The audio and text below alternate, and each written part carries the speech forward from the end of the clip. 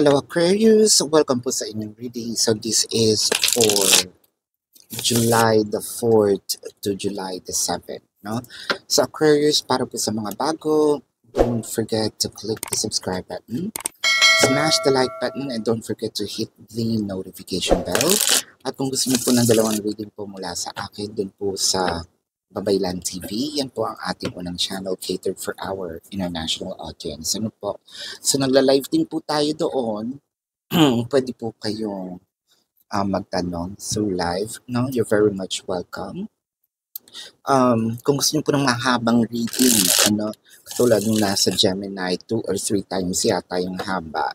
200 likes po, no? Dito sa video na ito, kayang-kaya po ninyo yun.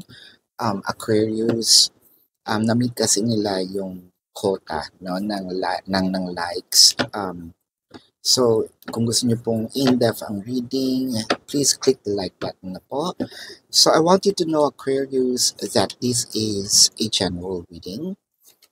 You may resonate with the entire reading or you may resonate with some bits and pieces of the reading. Take what's only yours. Simulan na po natin, ano? So, Aquarius. Oh, alright. So, I feel like meron talagang taong nag-i-stalk sa inyo, no? Itong taong ito, pagpalagay natin, natatakot kausapin ka, no? Hindi pa niya kayang i-confront ka, no? Either through form of face-to-face or kahit, kausapin ka man lang online. I think that this person, sabihin natin, updated, no? Sa mga nangyayari sa'yo. I don't think that this person is making chismis. Nox. Ang arte naman nun. Making chismis or sabihin natin marites. I think that this person is very interested, no? In you. Now, this could be you. This could also be the person, no? Or this could be the cross watchers. So, what I'm reading in here is the dynamic. So, meron taong, sabihin natin, laging nakamasid, no, sa post nung isa. With the Two of Wands and the Two of Cups, I feel like ang gusto talagang malaman nito is, meron ba siyang karelasyon? Meron ba siyang jowa ngayon, no? Well, oo nga, no, in a way. So, pagmamarites na rin yun. Pero not in a marites na kailangan pag-usapan ng ibang tao. Nagmamarites ako ng sariling sikap. Naku. I've been there, done that, no? Siyempre, sabihin natin, lalo na yung medyo not in good terms. Ayan. Siyempre, tinitignan natin, meron na bang jowa ito ngayon si X, no? Meron na ba siyang nilalandi? Meron na ba siyang mga kasama, no, sa kanyang mga getaway, no?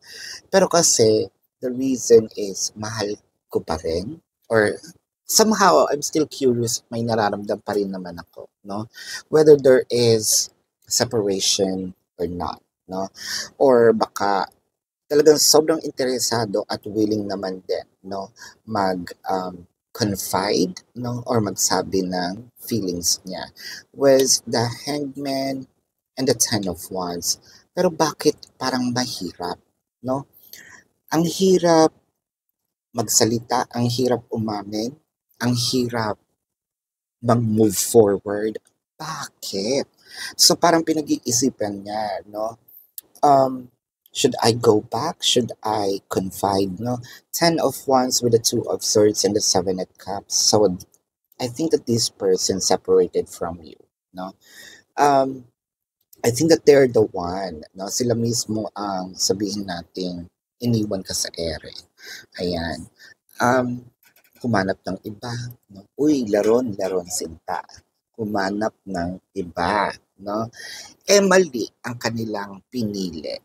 So, babalik ka sa akin ganon. Porket nagkamali ka at ako ang mas angat, no? Ako ang mas, sabihin natin, nakapagpakita ng pagmamahal sa'yo, ngayon babalikan mo ko, 'no? Alright. Siguro napagtanto nitong taong 'to na I think I already met the one, soulmate, 'no? Ah, eto sabihin natin yes, meron talagang mga tao or kahit naman tayo, 'no, nakagawa tayo ng mga desisyon sa buhay na ang akala natin ay tama. Pero yung hinahanap pala natin is nasa harapan na natin, 'no? So, have you been in a mall na "Ay, gusto ko 'tong t-shirt na 'to or gusto ko 'tong dress na ito." Pero maghahanap muna ako, iikot muna ako, 'no? So, parang gano'n. Pagbalik mo, last piece na pala 'yun, wala na, may nakabili na. So, gano'n yung feeling ng panghihinayang, 'di ba? Parang nandun na, hawak ko na, ba't hindi ko pa kinuha, 'no? Ah, with the Three of Cups and the Sun. So, I feel like this person is loving you from afar. I think that this person would love to have a celebration with you, no? Either invite ka niya somewhere. It's not necessary birthday, kahit walang okasyon. Celebration can be just the two of us, no? Or rebuilding, no? Itong nasira connection natin. The Lovers, the Ten of Cups. I feel like this person already made or already enlightened and made a decision. Yeah, sige, pwede natin sabihin already made a decision. And also very certain sa sarili nila na once nabigyan ako ng pagkakataon ni Aquarius, no, hindi ko na hindi ko nasasayangin. There is this promise to themselves na mag-i-stay ako. I think this is more than soulmates, no? I think palalim ng palalim. How they also see the connection. Probably ang tingin nila dito is twin flames, no? This is a twin flame connection and we need to fulfill the mission, no? So, malaking panghihinayang. So, you're under someone else's watch, no? Aquarius. So, let's check kung ano ang gustong sabihin, no, ng taong ito para kay Aquarius. Ano nga ba ang gustong sabihin ng taong ito para kay Aquarius? Isa lang. Your mind forever and ever. So, merong sense of ownership, no? Para sa kanya, hindi pa rin talaga kayo nagkaka-separate, no? Para sa kanya, malaki pa yung kumpiyansa niya sa sarili niya na mabibigyan pa ako ng chance, no? I think that this person, sandaling-sandali na lang is going to make a move, no? Let's get a message from your spirit guides, higher self, guardian angel, universe, whatever you want to call this entity. Don't allow negative emotions to fester. If you are feeling frustrated, angry, or hurt, for example, just acknowledge that. Instead of fighting your feelings, go with them and work with them. And then true healing can really begin. So it felt like kailangan nating harapin itong mga challenges instead na maging in denial tayo sa, ay naku, galit pa rin ako sa kanya. I think the universe is telling you to do some shadow works, no? Harapin natin. Makipag-usap tayo sa kanya. Baka meron tayong mga hindi pa naririnig, no? Na makakapag paalis ng sama ng loob natin, no? Hindi para makarinig ng panloloko, ng pambobola, for your own peace of mind. And I think that also patawarin mo na rin siya, no? Para wala tayong burden, no? Na bit.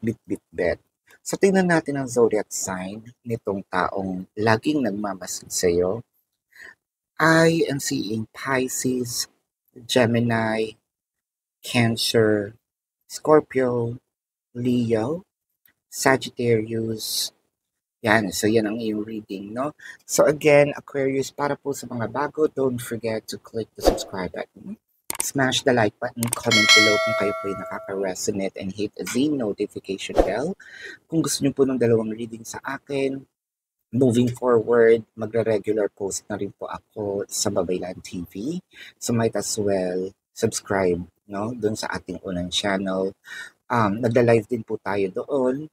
So, take advantage of it. Pwede kayong magtanong. Kung hindi nyo po naaabutan, pwede naman po kayong magtanong dito sa comment section as long as the question is answerable by yes or no. And Aquarius, kung feeling nyo hindi naman po kayo nasisatisfy sa yes or no na sagot, sa description box po there is a link. All you have to do is to either click the link or copy the link. You will be routed to my website. Nandun po yung information, no, how much per questions, the QR code, mode of payment, ayan. And I also created a promotion of 4 questions plus 1. And kung gusto nyo rin po mag-book ng ating private reading, nandun din po yan sa description box. So this is your reading, Aquarius. Love and light to you. Namaste. See you po sa susunod na reading. Goodbye.